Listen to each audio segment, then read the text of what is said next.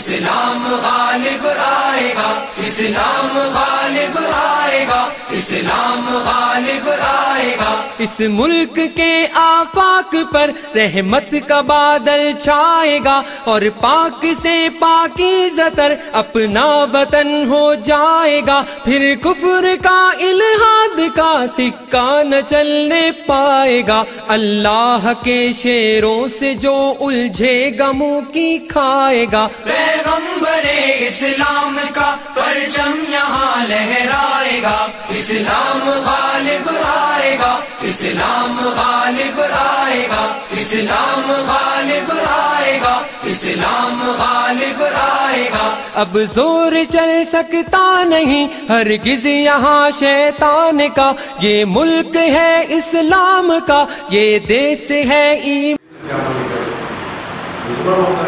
مسلمانان وایي نو په دې وخت کې د MMA د تشخص نه او د دې د یو ځای کېدو نه موږ یو مضبوطه فایده ورلرو او سټیټ او پارلیمنټ ته دا خبره ورسېږي، نو زما خیال دا دی چې په دنیا حالات ستاسو بالکل د وړاندې دي او بیا به چې کوم دی نو د هغې کوششونه چې کوم لګیا دي جوړ شوی دی، په مرکز کې تنظیم جوړ شوی دی، په صوبه کې تنظیم جوړ شوی دی، او موږ به یو تنظیم په طور باندې یو انتخابي نشان باندې په الیکشن کې حصه یو پارټۍ په طور په الیکشن کې شریکېږو. د هغې لپاره دا ضروري خبره ده چې موږ د په ضلعو کې هم تنظیمونه جوړ کړو او موږ د په لاندې سطح باندې هم خپلې تنظیمي سرګرمۍ پروګرامات هغه د اوس نه شروع کړو، دا به د الیکشنه پورې ښه هغه پیک پوینټ او اخري سر ته بیا رسو چې موږ خپلې سرګرمۍ جاري وساتو. متحدہ مجلس عمل حقیقت دا دی چې په دې وخت کې د دې قوم دپاره او د امت دپاره دا یو تحفه ده. یعنې پاکستان کې کله ناکله چې موږ سوچ کوو د پاکستان د مسایل دومره ډېر دي چې مسلسل په پاکستان کې خلکو ته د ریلیف په ځای مسایل سیوا کېږي، او د هغې بنیادي وجه دا ده چې کوم خلک هم د پاکستان حکمرانۍ ته ورسي نو د هغه خلکو بیا مقصد خپل ذاتي، خپل خانداني او خپله ذاتي سرمایه او خپله پیسې د هغې لپاره هر جایز او ناجایز طریقه خپلوي. موږ په دې خبره خوشحاله یو او د الله شکر ادا کوو چې څومره دیني جماعتونه دي نو په هغې باندې داسې قسمه الزامات یا داسې قسمه خبرې چې هغه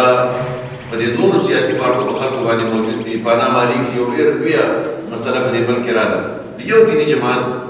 د مشر د سربراہ د هغې کې مونږ موجود وو. د نیب غټ غټ کیسونه راځي، الله تعالی شکر دی چې زموږ څومره مشران دي نو د هغې متعلق څوک دا نشي ویلی چې دې پیسې پټې کړي دي، دا خپل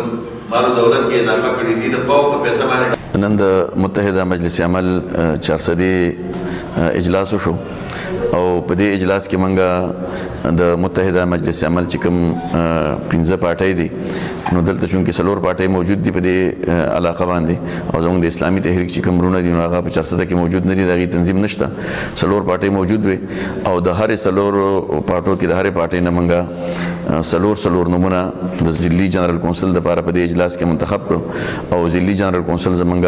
په دې موقع باندې جوړ شو. په بل اجلاس کې به د ضلعي جنرال کونسل باقاعده اجلاس وي او په هغه اجلاس کې به انشاءالله موږ د ضلع چارسدې د متحدہ مجلس عمل تنظیم سازي کو